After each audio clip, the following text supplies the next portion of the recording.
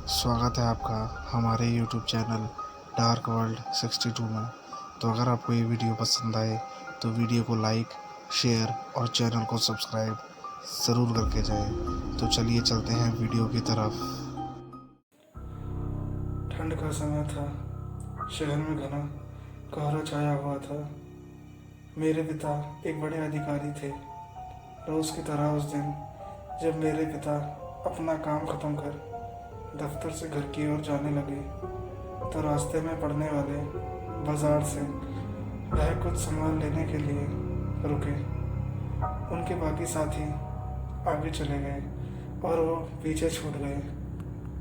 सामान लेते लेते उन्हें टाइम का पता ही नहीं चला और जब पिताजी ने अपनी घड़ी देखी तो टाइम देखकर उन्हें लगा कि आज घर पहुंचने में बहुत देर हो जाएगी। उन्होंने सोचा कि अगर जंगल के रास्ते से जाऊं तो जल्दी पहुंच जाऊंगा। इसलिए पिताजी ने जंगल की ओर गाड़ी घुमा ली। काफ़ी अंधेरा हो गया था। पिताजी तेज गति के साथ गाड़ी चला रहे थे, लेकिन उनकी गाड़ी के सामने अचानक एक औरत आ गई। उन्होंने झटके से ब्रेक मारी।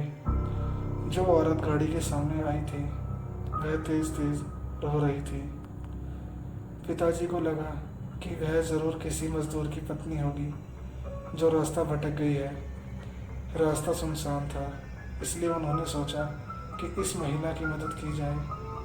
उन्होंने उस औरत से पूछा कि वह यहाँ अकेले क्या कर रही है। उसने कोई जवाब नहीं दिया और ज़ोर ज़ोर से रोने लगी। ऐसा लग रहा था मानो सारा जंगल उसकी आवाज़ से गूंज रहा हो। पिताजी ने पूछा कि उसका घर कहाँ है, तो भी वह कुछ नहीं बोली। पिताजी ने उसे बोला कि तुम मेरे साथ मेरे घर चलो, सुबह तुम्हें तुम्हारे घर छोड़ दूंगा। वह पिताजी के साथ चलने के लिए तैयार हो गई और गाड़ी के पीछे वाली सीट पर बैठ गई।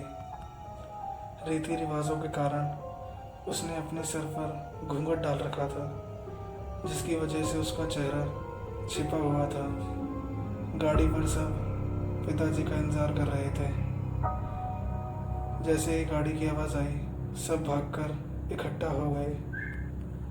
जब उस महिला के बारे में घर में पूछा गया तो पिताजी ने सारी कहानी बताई। पिताजी ने कहा, आज खाना यही बना देगी।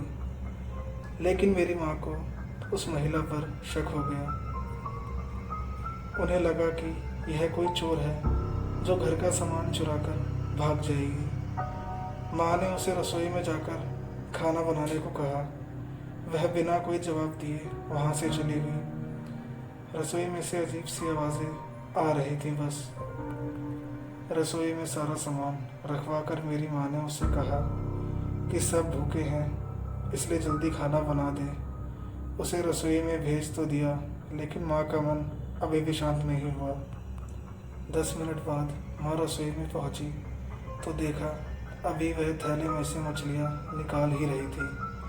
यह देखकर माँ को गुस्सा आ गया। उन्होंने उसे बोला कि अभी तक तुमने खाना बनाना शुरू ही नहीं किया, कब बनेगा खाना और कब हम खाएंगे। उस महिला का चेहरा अभी भी ढका हुआ था, इसलिए किसी ने उसका चेहरा नहीं देखा था। माँ उसका चेहरा देखने की कोशिश करती रही, लेकिन उन्हें उसकी झलक भी दिखाई नहीं थी। माँ ने कहा, कोई ज़रूरत हो तो बुला लेना, लेकिन फिर भी वह कुछ नहीं बोली। उन्हें लगा कि शायद अनजान लोगों से डर रही होगी। माँ रसोई से चली गई, लेकिन जब 10 मिनट बाद वह फिर वापस आई तो रसोई का दृश्य देखकर माँ डर गई। उनके पैर जैसे वहीं जम गए। उनके गले की आवाज़ नहीं निकल रही थी। उन्होंने देखा वह औरत रसोई के स्लैब पर बैठकर कच्ची मछलियाँ खा रही थी। सारी रसोई में हड्डियाँ और मांस के टुकड़े बिखरे पड़े हैं। उसके सिर का घूंघट भी उतरा हुआ था। उसका चेहरा बेहद खौफनाक था। बाल बहुत बड़े और नाखून एकदम काले। वह मछलियाँ खाने में मगन थी, इसलिए उसका ध्यान माँ पर गया ही नहीं। माँ भी चिल्लाई नहीं कि कहीं वह और ज़्यादा खतरनाक ना हो जाए। माँ ने एक थाल उठाया और वह चूल्हे में से जलता हुआ कोयला उठाकर उसकी तरफ दौड़ी। कोयला उस चुड़ैल पर फेंक दिया। आग की जलन की वजह से वह डायन तेज़ तेज़ आवाज़ें निकालने लगी। उसकी आवाज़ सुनकर सारा घर इकट्ठा हो गया। उसे आग दिखाकर घर से बाहर निकाला गया। उसकी आवाज़ इतनी तेज़ थी कि आसपास के लोगों का भी बाहर जमावड़ा लग गया।